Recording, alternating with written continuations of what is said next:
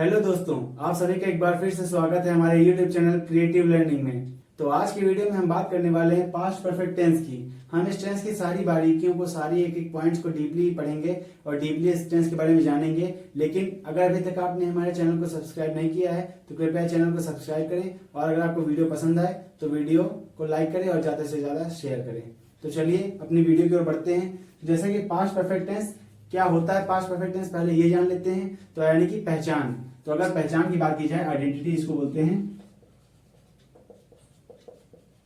तो past perfect tense की identity सबसे पहले बता देता हूं। तो ये जो टेंस होता है हमारा, पास्ट में परफेक्ट, पास्ट होना चाहिए पहली चीज तो, और दूसरा चीज परफेक्ट होना चाहिए। दो बातें निकल के सामने आती हैं, पहला काम पास्ट होना चाहिए, दूसरा परफेक्ट होना चाहिए। यानी कि पास्ट में होते हुए भी वो कार्य पूर्णतः समाप्त हो जाना चाहिए। जैसे कि एग्जाम्पल से बात की जाए, जैसे कि वह खाना खा चुका था, यानी कि यहाँ पे कार्य पास्ट में किया गया है और उसको पूर्ण भी कर चुके हैं, यानी कंप्लीट भी हो चुका है। अब इसके आइडेंटिटी की बात करते हैं। तो इस प्रकार के सेंटेंस जो इस टेंस के अंतर्गत आएंगे, उनके वाक्यों के अंत में क्या आता है? चुका था, चुकी थी, चुके थे, लिया था, दिया था, आदि शब्द। यानी कि इस टेंस में हम लोग इस तरह के वर्ड्स देखेंगे। अगर ऐसे वर्ड्स आते हैं तो हमारा जो सेंटेंस होगा वो पास्ट परफेक्ट टेंस में होगा।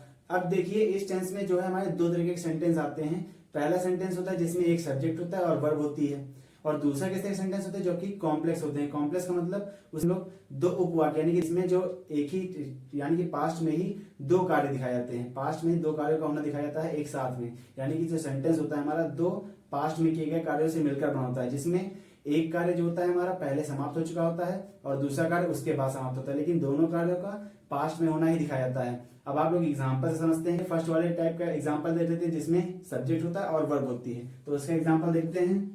तो जैसे लिखा है कि वह इन खिलौनों से खेल चुका था।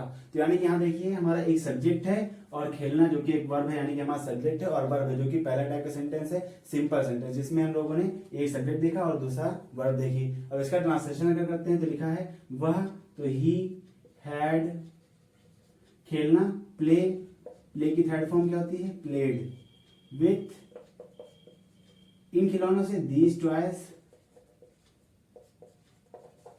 ये हो गया हमारा इसका ट्रांसलेशन सिंपल सेंटेंस का, जो कि पहले तरीके का सेंटेंस आता है। अब दूसरा तरीके का सेंटेंस जिसमें क्या होता है, दो सब सेंटेंस होते हैं, यानी कि दो उपवाक्य होते हैं, जिनमें से दोनों के दोनों जो कार्य होते हैं पास्ट में होते हैं, लेकिन एक के बाद एक होना दिखाया जाता है। जब एक पूरा हो जाता है उसके बाद दूसरा होता है। देखते हैं कैसे। जैसे लिखा है हम स्टेशन पहुंचे तब गाड़ी चली गई थी। यहाँ पे देखिए दो सेंटेंस अलग अलग हैं और दोनों को एक साथ जोड़ा गया है, जिनको मिलाकर के हमने एक सेंटेंस बनाया है, जो कि हमारा पास्ट में होना कार्य दिखाया जाए। दोनों ही कार्य पास्ट में पहुंचे, उसके बाद गाड़ी चली गई थी, यानी दोनों के दोनों कार्य हमारे पास्ट में हैं और पूरे हो चुके हैं, पहुंच भी चुके हैं, गाड़ी जा भी चुकी है।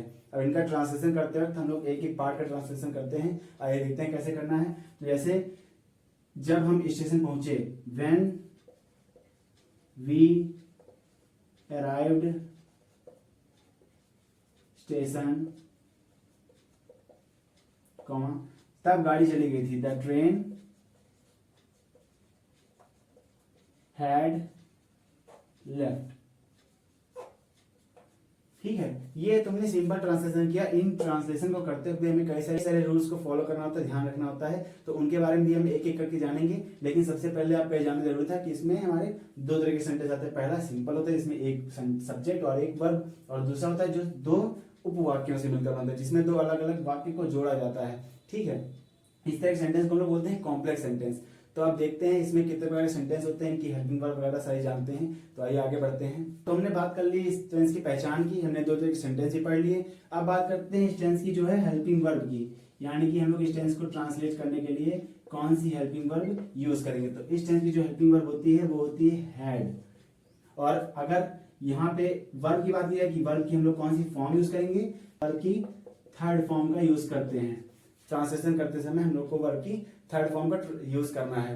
आप थोड़ा सा इस टेंस के बारे में डीपली जानते हैं तो देखते हैं। जैसे यदि अगर वाक्य में पहले या फिर पूर्व ऐसे वर्ड्स यूज किए गए हों सेंटेंस में ट्रांसलेशन करते समय, अगर ऐसे वर्ड्स हमें मिले, जैसे यहाँ देखिए तुम्हारे आने से पूर्व वह पत्र लिख चुका था, जैसे यहाँ पे पूर्व वर्ड मिला है, और यहाँ देखिए उसके सोने से पहले मैं अपना कार्य कर चुका था, यहाँ पे हमें पहले वर्ड मिला है। तो दोनों वर्ड अगर ऐसे वर्ड हमारे ट्रांसलेशन में आएंगे, सेंटेंस में आएंगे, तो कैसे ट्रांसलेशन करना है आइए वो जानते हैं। तो सबसे पहले इन सेंटेंस के बारे में जानते हैं कि कैसे इन सेंटेंस को समझते हैं कि सेंटेंस में कौन सा पार्ट क्या कहलाता है। तो देखिए आपको ध्यान रखना है, ये सेंटेंस है, दो तरीके के टाइप हमने जैसे बताया उपवाक्य होते हैं। इन उपवाक्यों में कौन सा भाग क्या कहलाता है ये जानते हैं। तो जो कार्य पहले समाप्त होता है, यानी कि जिस कार्य को हम लोग पहले समाप्त करते हैं, उसे हम लोग प्रिंसिपल क्लॉज बोलते हैं। यानी कि जो कार्य खुद सेल्फ डिपेंडेंट होता है और खुद से अपना अर्थ रखता हो, पूर्ण अर्थ रखता हो, उसको हम लोग प्रिंसिपल क्लॉज बोलते हैं। जैसे अगर इस सेंटेंस को पढ़ा जाए, तुम्हारे आने से पूर्व वह पत्र लिख चुका था। अगर इसमें हम लोग दो टुकड़ों में बांटे, यानी दो पार्ट्स में डिवाइड करें इस सेंटेंस को, तो हमें इस पार्ट को अगर पढ़े हम, वह पत्र लिख चुका था, तो ये अपने आप में खुद एक अर्थ रखता है, अपना एक मीनिंग रखता है, और इसको किसी के ऊपर डिपेंड रहने की जरूरत नहीं है। अगर हम ट्रांसलेशन करें तो इसका हम लोग खुद से ट्रांसलेशन कर सकते हैं। और जो दूसरा पार्ट है तुम्हारे आने से पूर्व, ये पार्ट जो है ये हमारा इसके ऊपर डिपेंड है। अगर ये नहीं होगा तो इसका कोई अर्थ नहीं निकलेगा। जैसे अगर इसको हम छुपा दें तुम्हारे आने से पूर्व, तो इसका कोई अर्थ नहीं निकलता। लेकिन अगर हम इसको छुपा दें तो लिखा है वह पत्र लिख चुका था, यानी कि इसका अपनी प्रॉपर मीनिंग निकल के आती है।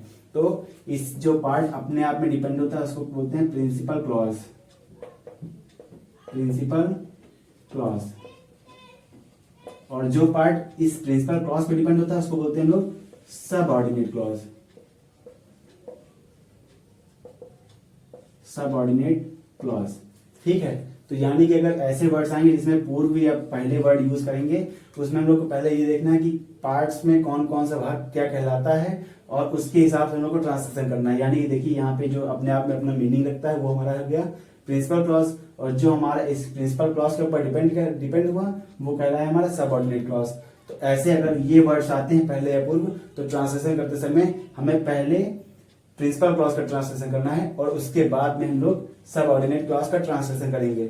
और ट्रांसलेशन करते टाइम पे भी ध्यान रखना है, ये जो हमारा देखिए अगर सेंटेंस पढ़ेंगे तो चुका था, यानी कि यहाँ पे हमारा चुका था आया है, ये हमारा पास्ट परफेक्ट टेंस में है। और यहाँ पे इस पहले पार्ट को हम लोग पास्ट परफेक्ट टेंस में ट्रांसलेशन करेंगे, और दूसरे सबऑर्डिनेट क्लॉज के पार्ट को हम लोग पास्ट इंडेफिनिट में ट्रांसलेट करेंगे। आइए देखते हैं, पहले इस पार्ट का ट्रांसलेशन करना है, यानी प्रिंसिपल क्लॉज का ट्रांसलेशन करना है। तो देखते हैं, वह पत्र लिख चुका था, तो इसका ट्रांसलेशन करते हैं। तो ही हैड लिखना, write wrote written, written the letter.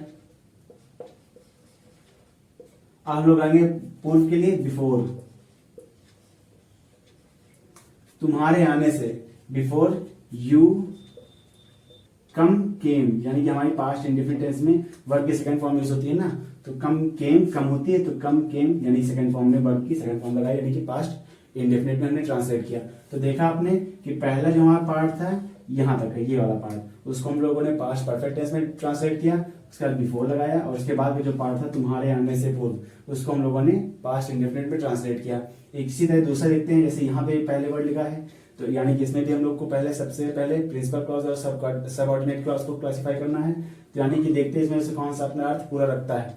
तो मैं अपना कार्य पूरा कर चुका, यानी कि मैं अपना कार्य कर चुका था, यहाँ पे अगर इसको देखा जाए इस पार्ट को, तो ये अपना पूरा अर्थ अपने आप में रखता है। और ये जो पार्ट हो गया हमारा, ये हमारा इसके ऊपर डिपेंड है, यानी कि ये हमारा प्रिंसिपल क्लॉज हो गया। प्रिंसिपल क्लॉज में पी लिख दे रहा हूँ, ठीक है, आप समझ जाइएगा। ये हमारा प्रिंसिपल क्लॉज हो गया, और ये हमारा सबऑर्डिनेट क्लॉज हो गया, ठीक है, सबऑर्डिनेट क्लॉज। तो ये हमारा सबऑर्डिनेट क्लॉज हो गया। अब पहले हम लोग को ट्रांसलेशन करते टाइम पे प्रिंसिपल क्लॉज का ट्रांसलेशन करना है, देन हम लोग सबऑर्डिनेट क्लॉज का ट्रांसलेशन करेंगे। आइए ट्रांसलेशन करके देखते हैं। तो मैं अपना कार्य कर चुका था, आई हैड कंप्लीट करना, डन माई वर्क। पहले के लिए बिफोर, उसके सोने से, बिफोर ही स्लेप्ट। ये हो गया हमारा ट्रांसलेशन। तो दूसरा रूल देखते हैं, ये पहला। अब देखते हैं जब सेंटेंस में बाद या पश्चात वर्ड आए, ऐसे वर्ड आएंगे तो ट्रांसलेशन कैसे करना है। जैसे देखिए यहाँ लिखा है, खाना खाने के बाद सुनीता स्कूल चली गई, डॉक्टर के आने के पश्चात रोगी मर गया। यहाँ पे अगर ऐसे वर्ड्स का यूज होगा तो हम लोग ट्रांसलेशन कैसे करेंगे। तो सबसे पहले इसमें भी हम लोग क्लासीफाई करते हैं दोनों क्लॉजेस को, यानी कि दोनों के सेंटेंस के उपवाक्यों को। तो जैसे सुनीता स्कूल चली गई और खाना खाने के बाद, यहाँ पे अगर हम देखा जाए कि किसका अर्थ अपना पूरा अर्थ निकल रहा है, तो सुनीता स्कूल चली गई, अगर इसका देखा जाए तो ये अपना पूरा अर्थ रख रहा है, यानी कि हमारा हो गया प्रिंसिपल क्लॉज।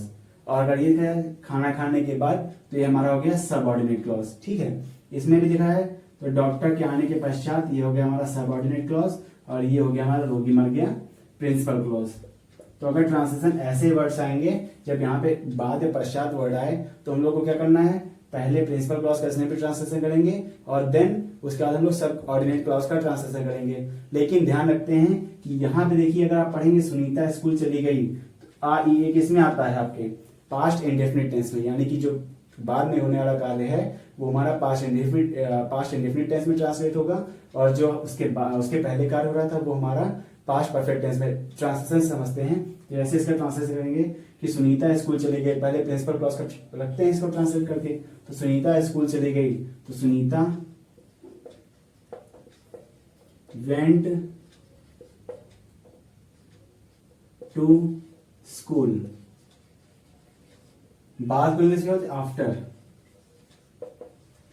यानी कि पहले लोगों को पास्ट इंडेफिनिट टेंस करना है। देन खाना खाने के बाद, अब किसने खाना खाया, लड़की ने तो खाना खाया, तो she had taken, take to taken होता है, फिर खाना खाना को टेकन बोलते हैं, take to taken her food, यानी कि खाना खाने के बाद सुनीता स्कूल चली गई। तो पहले लोगों ने पास्ट इंडेफिनिट टेंस में ट्रांसलेशन किया, देन आफ्टर के बाद हम लोगों ने पास्ट परफेक्ट टेंस में ट्रांसलेट किया। दूसरे एग्जांपल्स देखते हैं। तो पहले प्रिंसिपल क्लॉज ये हमारा रोगी मर गया, तो इसको ट्रांसलेट करते हैं, तो द पेशेंट डाइड। ठीक है, आफ्टर द डॉक्टर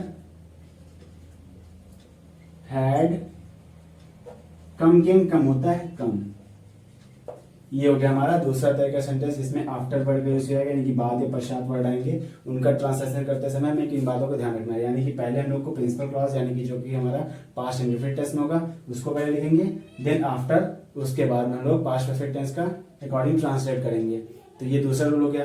तीसरा रूल देखते हैं, तो ऐसे लिखा है कि कॉम्प्लेक्स सेंटेंस में सीक्वेंस ऑफ टेंस अर्थात एक वाक्य के टेंस का दूसरे वाक्य के टेंस से तालमेल बना करके हम लोग ट्रांसलेशन करते हैं, यानी कि अनुवाद करते हैं। कैसे, जैसे देखिए यहाँ पे लिखा है राम ने हमें बताया कि श्याम घर आ चुका है। देखिए यहाँ पे चुका है, यहाँ जो कि यूज होना था चुका था, लेकिन चुका है यूज है, यानी कि हमारा प्रेजेंट परफेक्ट टेंस में है। और यहाँ देखिए हम लोग को ट्रांसलेशन करना है।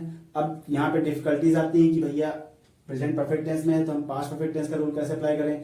तो देखिए यही रूल हमारा कहता है सीक्वेंस ऑफ टेंस, यानी कि कहता है कि अगर मेन जो हमारा सब सेंटेंस यानी उपवाक्य है वो अगर हमारा पास्ट टेंस में हो तो हम जो आगे का सेंटेंस है वो भी हम लोग पास्ट परफेक्ट टेंस में ट्रांसलेट कर देते हैं, भले ही वो प्रेजेंट परफेक्ट टेंस में दिया हो। यानी कि आप ट्रांसलेशन करते हैं तो पहले लोग वो पार्ट रखते हैं जो अपना आप में पूरा अर्थ रखता हो, यानी कि ये राम ने हमें बताया, राम जो कि हमारा पास्ट टेंस में है, राम टोल्ड अस कि दैट। अब यहाँ का जो बाकी सेंटेंस है वो है तो हमारा प्रेजेंट परफेक्ट टेंस में, लेकिन अकॉर्डिंग टू द रूल हम लोग उसको पास्ट परफेक्ट टेंस में ही ट्रांसलेट करते हैं। यानी जैसे कि that Shyam had come home. ठीक है, यानी कि बाकी बचे सेंटेंस को प्रेजेंट परफेक्ट टेंस में होते हुए हम लोगों ने पास्ट परफेक्ट टेंस में ही ट्रांसलेट किया। दूसरे एग्जांपल से देखते हैं जिसको हम लोगों ने पहले पर रखा है, यानी कि लिखा है मोहन ने कहा कि सूर्योदय से पूर्व राम बाहर चला गया था। यहाँ पे अगर ट्रांसलेट करें तो पहले हम इतने बार का ट्रांसलेशन कर देते हैं, मोहन ने कहा कि, तो मोहन सेड दैट। ठीक है, अब राम बाहर चला गया था जो कि हमारा पास्ट परफेक्ट टेंस में, इसको ट्रांसलेट करते हैं that Ram had went gone out पूर्व बिफोर सूर्योदय, द सन राइज रोज, सूर्योदय से पूर्व। ये ट्रांसलेशन हो गया हमारा दूसरे रूल के अकॉर्डिंग। तो कहता है कि अधूरी इच्छाएं प्रकट करने के लिए विश का प्रयोग, विश वर्ड जो है इसका प्रयोग हम लोग प्रेजेंट टेंस में करते हैं और बाकी बचे हुए सेंटेंस को हम लोग पास्ट परफेक्ट टेंस में ही ट्रांसलेट कर देते हैं। तो आइए एग्जांपल से देखते हैं। जैसे लिखा है मेरी इच्छा है कि मैं अपने अध्यापक की बातों पर या सलाह पर ध्यान देता। तो अगर इसका ट्रांसलेट करते हैं तो ये जो इच्छा वर्ड है यानी कि विश वर्ड है इसको हम लोग प्रेजेंट टेंस में ही ट्रांसलेट करेंगे, यानी कि पास्ट परफेक्ट किसी में भी ट्रांसलेट नहीं करेंगे। आइए देखते हैं। तो मेरी इच्छा है, आई विश, ये प्रेजेंट टेंस में ट्रांसलेट हो गया। अब जो बचा हुआ सेंटेंस है वो हम लोग पास्ट परफेक्ट टेंस में ट्रांसलेट कर देंगे। जैसे आई विश आई हैड, अध्यापक की बातों पर ध्यान देता, I had listen to my, अध्यापक की बातों पर टीचर्स एडवाइस। ये हो गया हमारा ट्रांसलेशन। दूसरा सेंटेंस देखते हैं, मेरी इच्छा है कि मैंने अपना समय नष्ट ना किया होता। तो इसका ट्रांसलेशन करते हैं, पहले इतने पार्ट का, आई विश, अब बाकी सेंटेंस को, I had not wasted my time. ये हो गया हमारा ट्रांसलेशन और यही हो गया हमारे रूल्स। अब हम लोग इसके बाद क्या पढ़ेंगे, जो हम लोग के नॉर्मल हैं, जो कि कितने प्रकार के सेंटेंस होते हैं उनका ट्रांसलेशन करते समय कौन से स्ट्रक्चर अप्लाई करना है वो पढ़ेंगे। अब बात करते हैं अफर्मेटिव सेंटेंस की। जैसे कि हम लोग पहले के टेंसेस में पढ़ चुके हैं कि सेंटेंस हमारे कितने टाइप्स के इसमें आते हैं, हम लोग 3 तरह के, पहला अफर्मेटिव, दूसरा नेगेटिव और तीसरा इंट्रोगेटिव। जिसमें इंट्रोगेटिव के भी 2 पार्ट्स होते हैं, पहला स्टार्ट विद क्वेश्चन वर्ड या और दूसरा स्टार्ट विद हेल्पिंग वर्ब। तो अब पहले बात करते हैं अफर्मेटिव सेंटेंस की। तो इसका स्ट्रक्चर क्या होता है, सबसे पहले हमारा सब्जेक्ट, उसके बाद हेल्पिंग वर्ब जो कि है क्या, हैड, उसके बाद वर्ब की थर्ड फॉर्म और उसके बाद में ऑब्जेक्ट। ट्रांसलेशन करते हैं, तो मैं खाना खा चुका था, तो मैं यानी सब्जेक्ट आई हैड, अब हम लोग को हैड हो गया, वर्ब की थर्ड फॉर्म यूज करनी है। खाना खाना को बोलते हैं had the meal, I had the meal. Had जो कि मैंने पहले बताया था, यहाँ पे हम लोग की हैड जो है वर्ब के रूप में यूज हो रही है, जिसका थर्ड फॉर्म होती है हैड, यानी कि खाना खाना, हैव हैड। ये हो गया हमारी वर्ब की थर्ड फॉर्म। और द मील भोजन, यानी कि मैंने खाना खा चुका था या मैं खाना खा चुका था, इसका ट्रांसलेशन ऐसे होगा।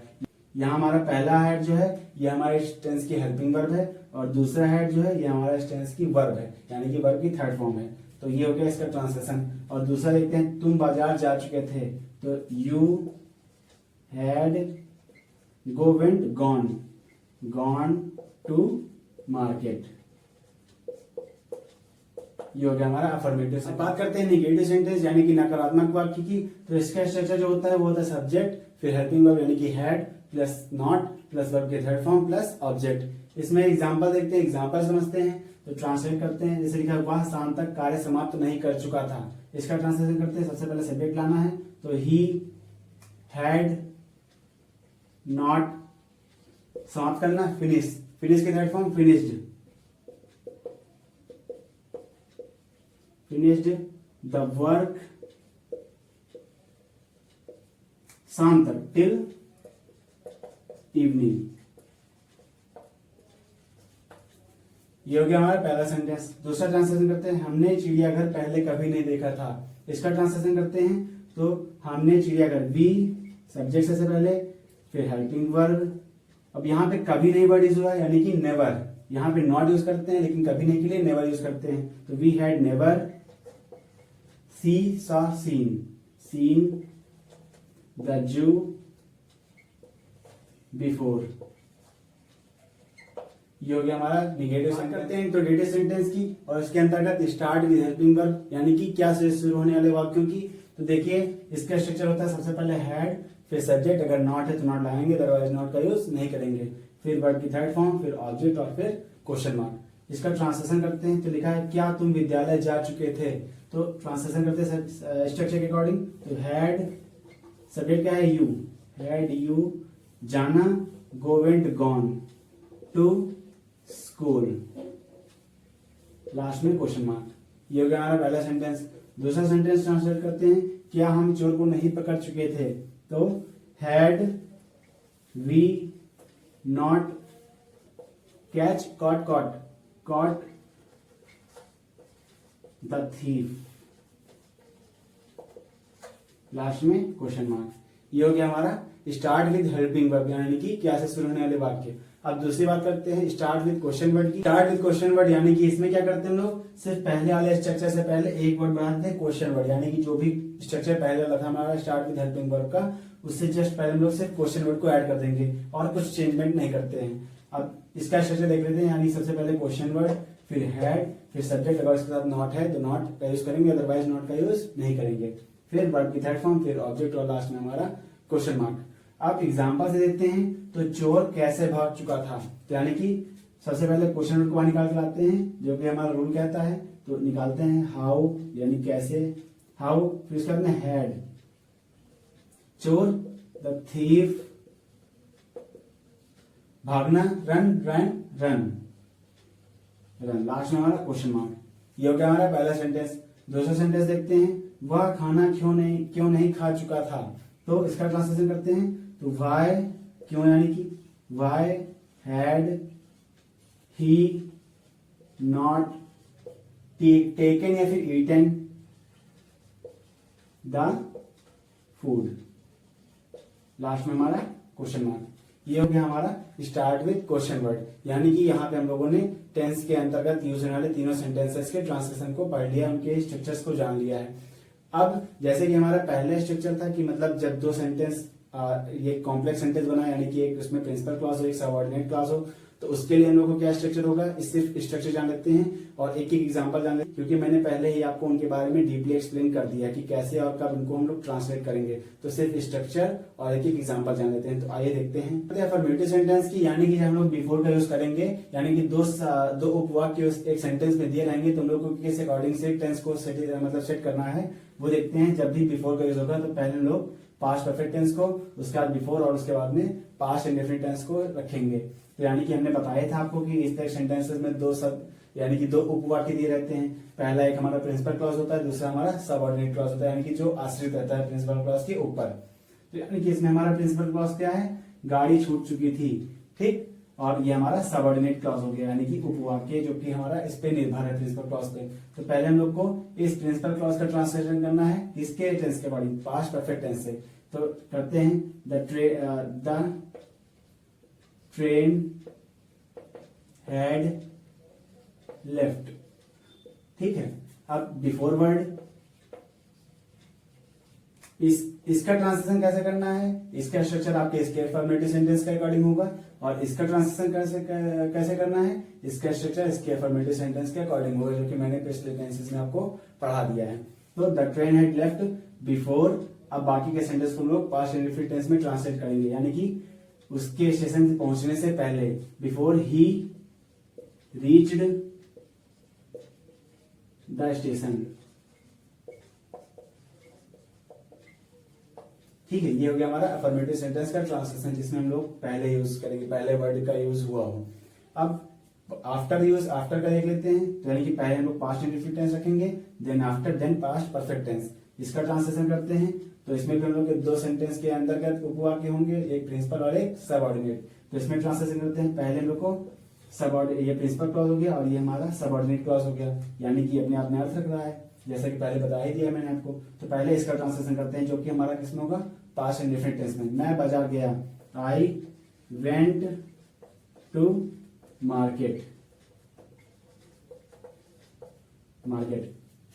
उसके बाद आफ्टर एज स्ट्रक्चर जैसे कह रहा है हम लोग का।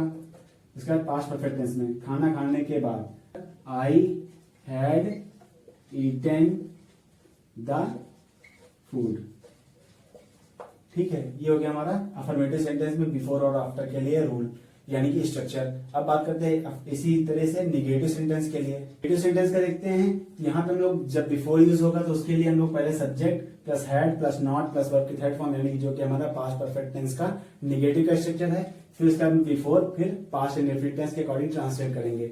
आइए देखते हैं इसका ट्रांसलेशन। जैसे लिखा है, वह शाम से पहले घर नहीं आ चुका था। तो ट्रांसलेशन करते हैं। तो he had not come to house या home before,